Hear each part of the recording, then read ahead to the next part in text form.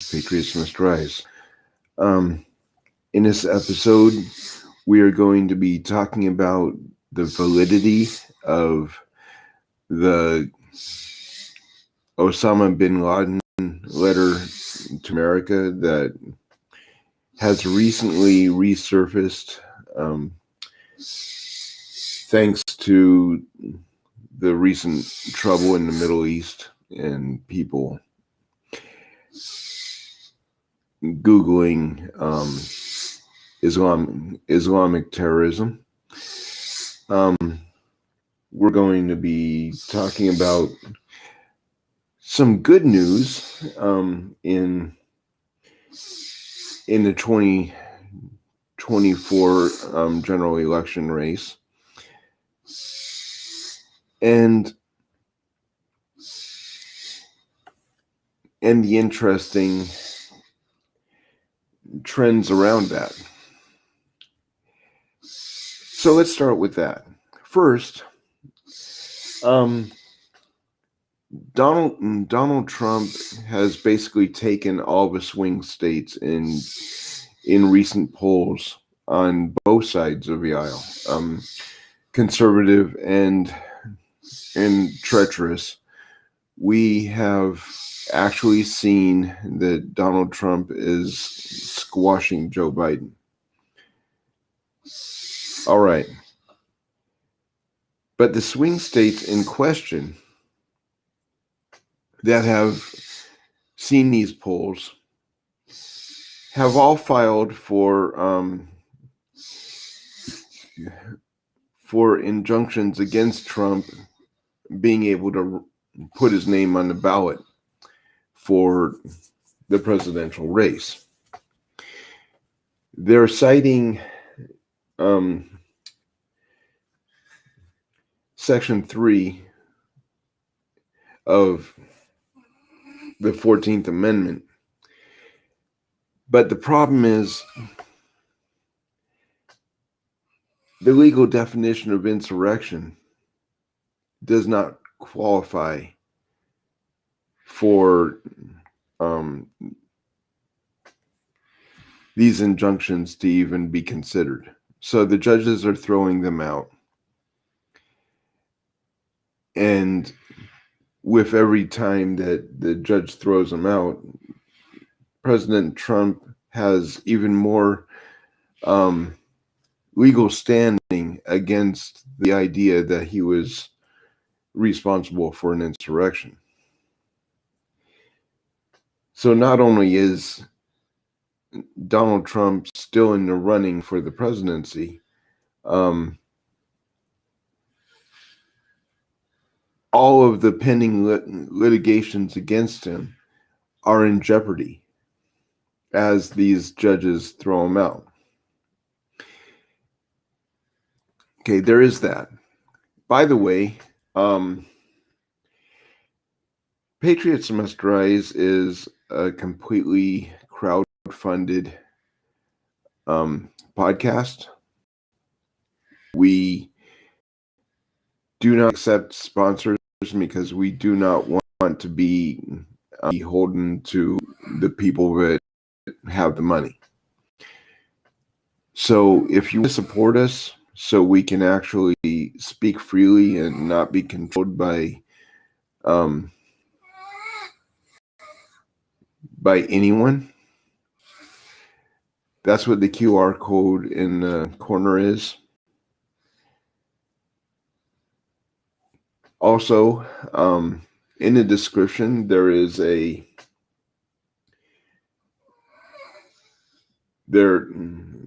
link to our production notes. That is our newsletter, and we put in a lot of stuff that the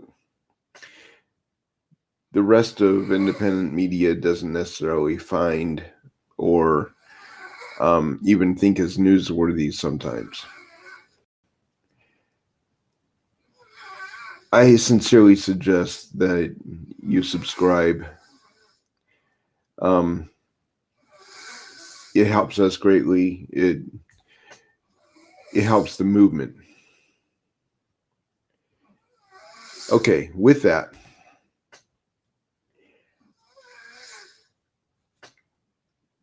the anti-Trumpers have been claiming that the Orange Man is so bad for so long that people have not actually been able to pinpoint what is so bad about it. And yet, and in the production notes, there's evidence pointing to what I'm actually saying. And yet, Joe Biden is laden with corruption. Okay, we have Joe Biden admitting from the beginning of his career in 1972 that he is corrupt. And that's what the foundation of his entire political career has been. I will prostitute myself in order to get the job done. Guys, this is not a man that should be representing America. It shouldn't be representing humanity. This man is a total traitor to freedom. All right.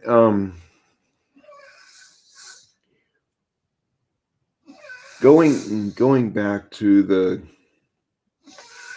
states that filed these lawsuits: New Hampshire, Colorado, Minnesota, Arizona, West Virginia, Michigan.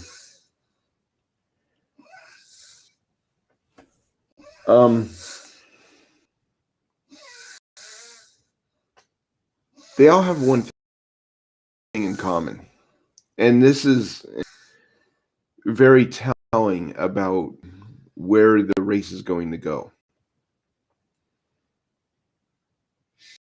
The bulk of the votes, unfortunately, come from very liberal capital cities. Okay. Billings, Montana is an absolute cesspool of liberalism. They are traitors to the core. And yet Montana itself is full of hardworking blue collar ranchers and farmers that live in rural areas that could care less about what Washington, D.C. wants for this country. They don't even believe that Washington, D.C. should exist. Okay. The same can be said for Minnesota, Michigan, Colorado, New Hampshire, West Virginia, and Arizona. These are swing states not because the people want to vote Democrat or there are enough people to vote Democrat. They're swing states because the capital cities of these states have control over the vote. If we took government out of the vote and we actually had total autonomy over the security of the vote through a blockchain, we wouldn't have things like hanging chads with Al Gore or Russian bots in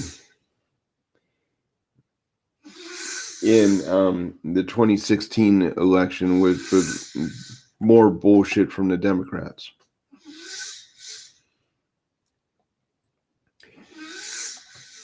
We would have an honest election. And the reason would be we would be taking the government out of the picture. We would be using a untamperable technology. The reason it's untamperable isn't that it can't be hacked.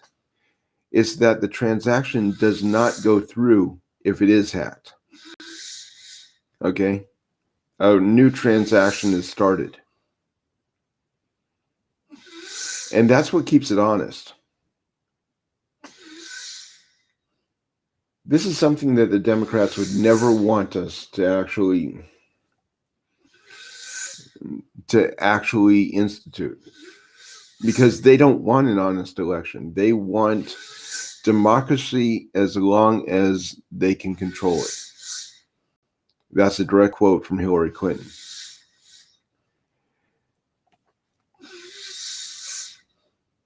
But the average American does not want the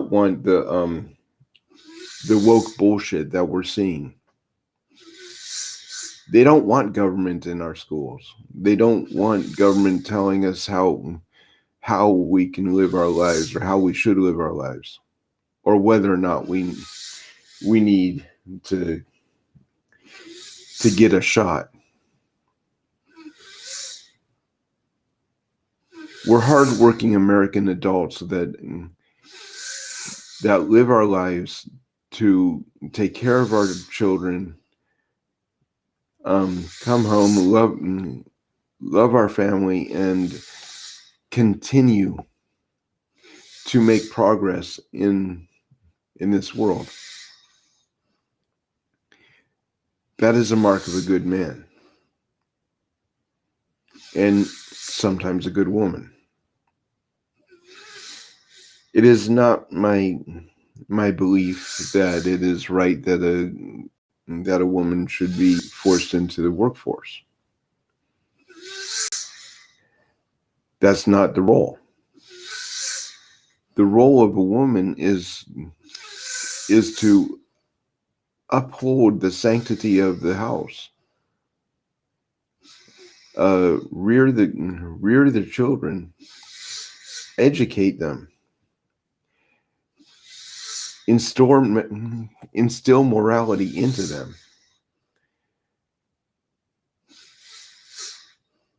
There's nothing more noble. For the guardian of the hearth is the guardian of the future of society.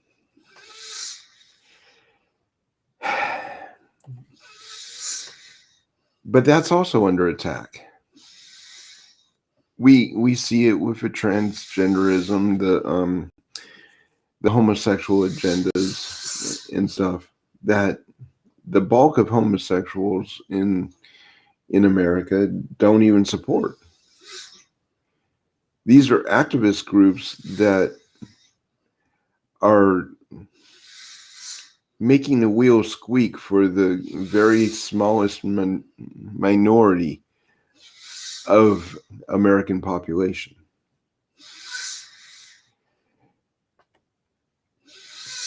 And yet the press runs with it because it creates controversy. Controversy creates more views, more clicks, more advertising revenue. All right. I have been harping on this need to question elections for years. And the reason is that if the American citizen does not have a right, even an obligation, to question the sanctity of an election, we do not have a government run by the people for the people. We have absolute tyranny, which we have seen in the past 4 years. The Biden administration is the absolute epiphany of why the Second Amendment has been written and why the Democrats are terrified of a Second Amendment. Gen Zers tend to just go with the flow, and they get disgusted by the idea of Americans owning guns and whatever. But the reality is that the greatest enemy to any civilized society, to any remnant of freedom, has always been and always will be the organized government that seeks to enslave. Make no mistake, if you punch a time clock, if you're paying rent, if you are just trying to make ends meet, and you can't afford to miss a day of work, ladies and gentlemen, welcome to slavery. This is the way the system has been designed. This is what actual slavery looks like. The Egyptians of the first and second dynasty actually considered middle-class citizens slaves. The artisans, the engineers, the builders of the pyramids.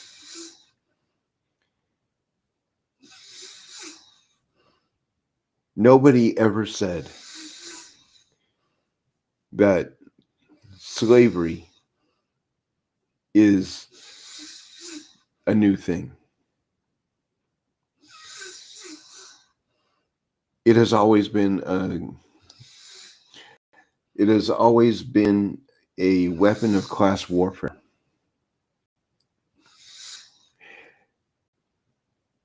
And yes, it is wrong. But we are not looking at right or wrong here. We're looking at reality. And the reality is that nowhere in the Bible is slavery condemned. The reason for that is that it is a cultural norm, an economic reality. Basically, if you do not own the land that you are farming, you are a slave. If you do not own the company that you are working, you are a slave. Slavery has never been about racism. Never. It has always been about one person being willing to prostitute him or herself for the current or future needs of that person and the family that they are trying to provide for. Dinesh D'Souza talks about it in The Big Lie and in Stealing America, where the recently freed slaves from the South were questioned and interviewed about how their life has changed now that they are free. One man retired not necessarily retired, but aged out of industry, said if slavery was still an option, I would go back. And he clarifies that with, when I was in Master's house,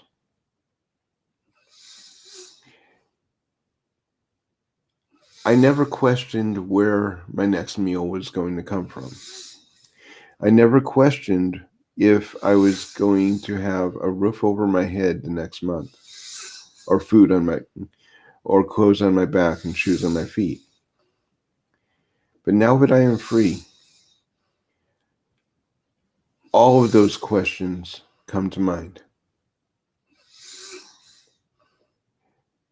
And he ends it with, it's not good.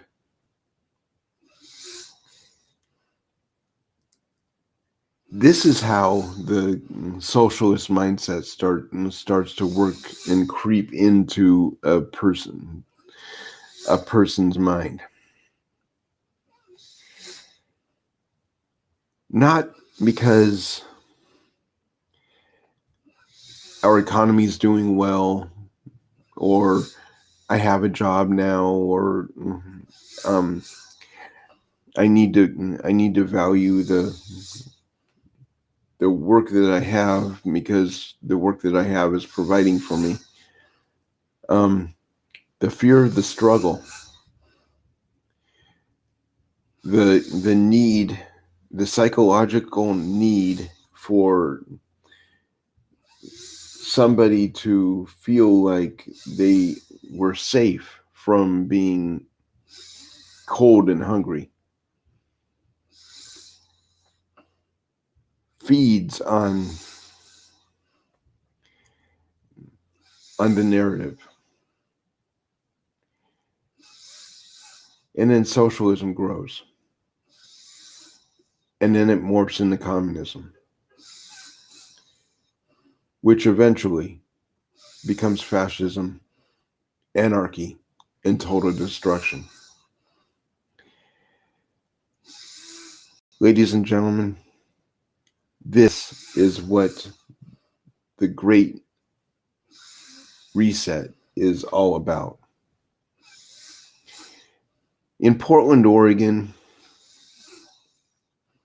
in current day,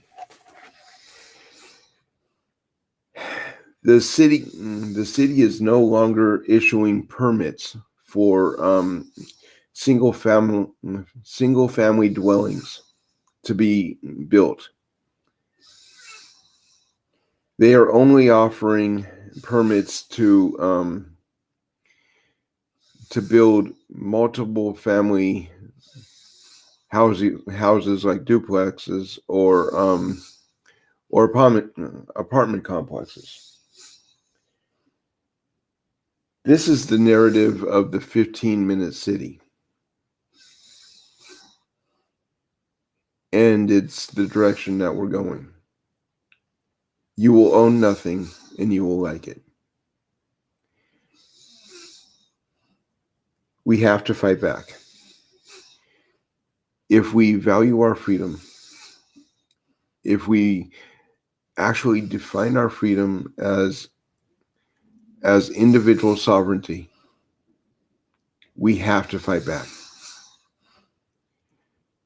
We cannot allow these tyrants, be it through government or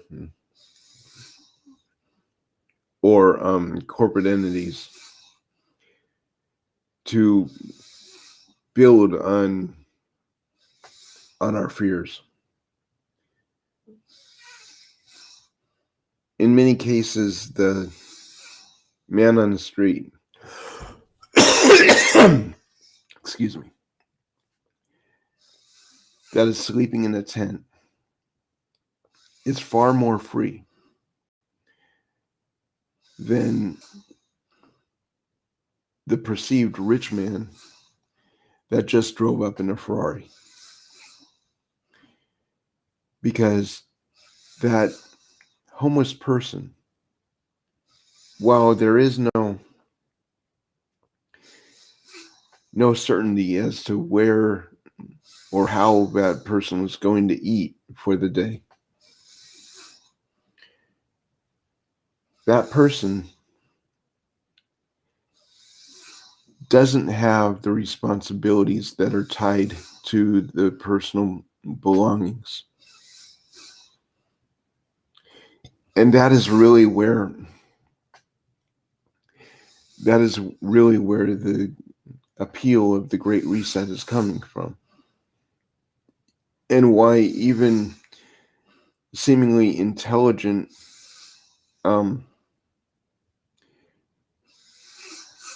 Gen Zers, and there are very few intelligent Gen Zers out there, make no mistake about that. To be honest, at this point in time, if I was hiring, I would never look twice at somebody that spent the money that they did on a school like Harvard, Stanford, Yale. No. I want to know that you actually know your job, have the skills. And I would fire anybody that actually brought up any of the gender stuff, the pronouns, any of it. It has no place in the workforce. That's what I have for today, guys. I hope you enjoyed this content. If you do, please like, subscribe. Remember the QR code in the corner so you can donate if you want to see more. We are completely independent, completely crowdfunded. So if you can, support us in some way. I know times are tough all the way around. Yet, in order for us to actually get through the hard times, we have to be together. So until next time, I am Anatoly Anatolisva, asking you to please live free, die well, love your neighbor as Christ has loved you, even if they are a Democrat. Pass the word along that there is hope, that we can work past these hard times and create the strong men to build the coming generation.